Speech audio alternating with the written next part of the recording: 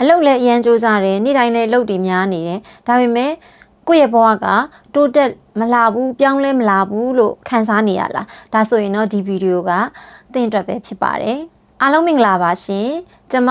ကဝေပါကျမရဲ့ဝေ Academy Channel ကနေပြီးတော့အလုပ်ကိုင်နဲ့ဘဝတိုးတက်ဖို့အတွက်လိုအပ်တဲ့ skill set တွေနဲ့ mindset တွေအကြောင်းကိုဝေမျှပေးနေပါတယ်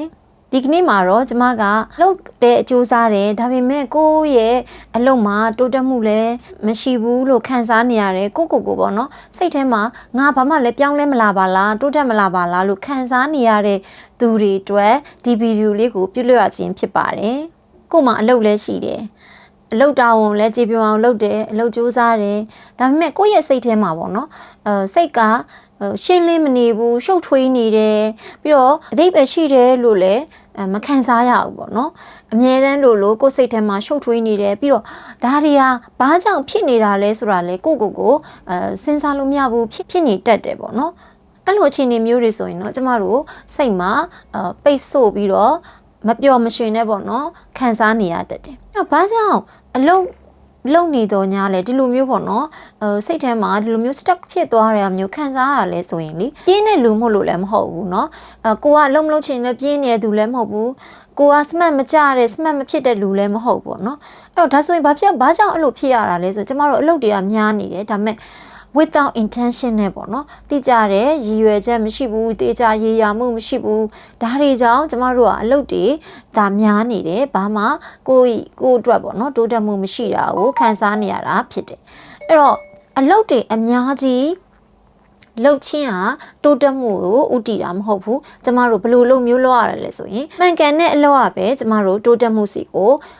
ရောက်ရှိနိုင်မှာဖြစ်တယ်ပြောကြတယ်လေ work hard အလုပ်ကြိုးစားလုပ်အလုပ်ကြိုးစားအောင်မြင်မယ်တကယ်တော့ကျမတို့အလုပ်ကြိုးစားတိုင်းအောင်မြင်မှုကပါမလာပါဘူးအောင်မြင်မှုမရရှိတာတွေအများကြီးပါပဲအဲ့တော့ဟုတ်ပြီဘာကြောင့်လဲ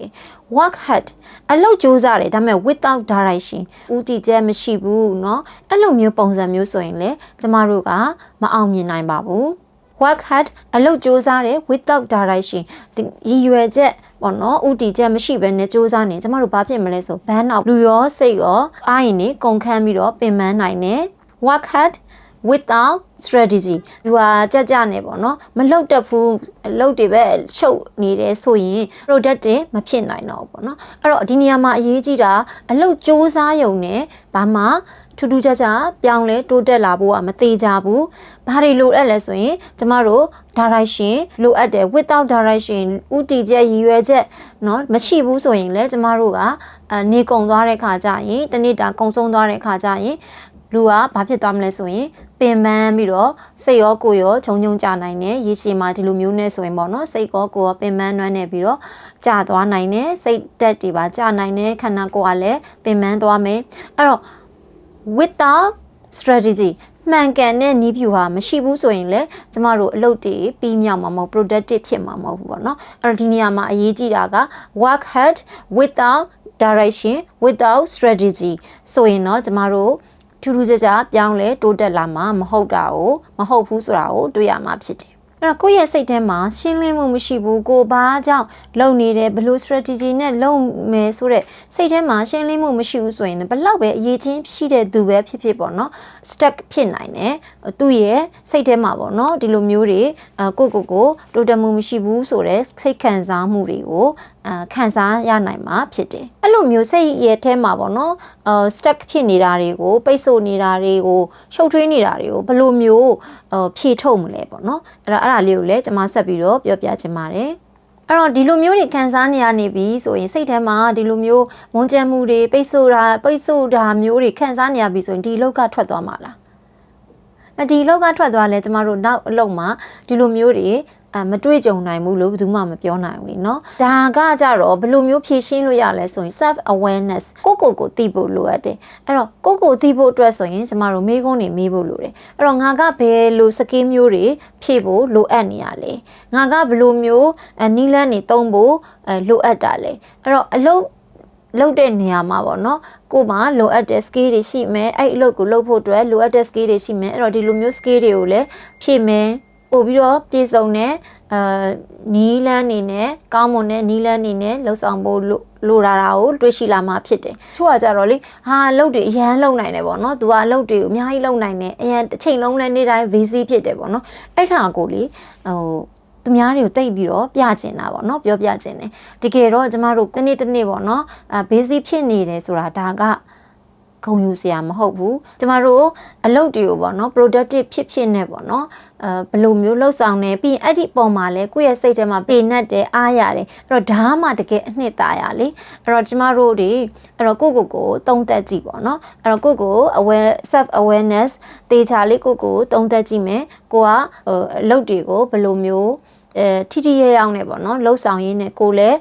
ဘယ်လိုမျိုးတိုးတက်လာနိုင်လဲဆိုတာကိုရှာဖွေဖို့လိုအပ်တယ်အဲ့တော့ကိုတိုးတက်အောင်လှုပ်ဆောင်မှုဆိုတဲ့နေရာမှာဆိုရင်တော့ကျမတို့တွေ intentional learning ပေါ့နော်တေချာလေးလေ့လာမှုတွေလှုပ်ဆောင်ဖို့လိုအပ်တဲ့ရည်ရွယ်ချက်ရှိနေပေါ့နော်လေ့လာမှုတွေကို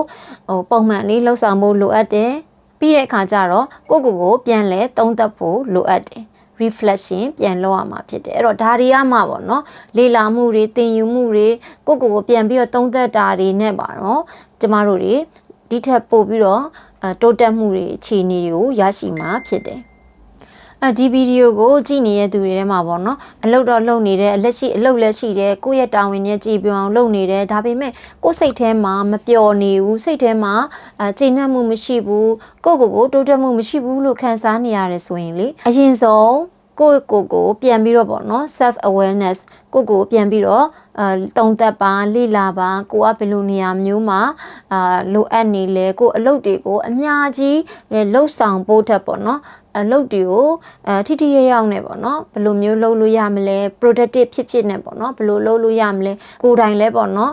တိုးတက်အောင်ဘယ်လိုလုပ်မလဲပေါ့နော်အဲ့လိုမျိုးလေးတွေကိုပြန်ပြီးတော့တုံးသက်ကြည့်ဖို့လိုအပ်ပါတယ်ကိုတိုးတက်ဖို့အတွက်တော့ခုနကျွန်မပြောခဲ့တယ်ပေါ့နော်လေ့လာမှုသင်ယူမှုတွေကို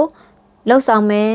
ကိုယ့်ရဲ့ကျွမ်းကျင်မှုတွေ skill တွေကိုဖြည့်မယ်ကိုလည်း reflection ပေါ့နော်ပြန်လဲသုံးသပ်ခြင်းဖြင့်ကျမတို့ပိုကောင်းတဲ့ပိုပြီးတော့ကြည်နပ်တဲ့ပျော်ရွှင်ရတဲ့တိုးတက်မှုတွေကိုအောင်မြင်မှုတွေကိုရရှိမှာဖြစ်ပါတယ်ကျမကိုယ်တိုင်လည်းအဲ့လိုမျိုးအခြေအနေမျိုးတွေကြုံတွေ့ခဲ့ပေါ့နော်ဟာငါတော့လုပ်နေရပဲနေ့တိုင်းပေါ့နော်လုပ်တယ်စူးစမ်းတယ်ဒါပေမဲ့ဘာမှထူးထူးခြားခြားပြောင်းလဲမလာပါလားပေါ့နော်အဲ့လိုမျိုးတွေခံစားခဲ့ရဘူးတဲ့အဲ့လိုမျိုးတွေစိတ်ထဲမှာလေခံစားရကြမပျော်တော့ဘူး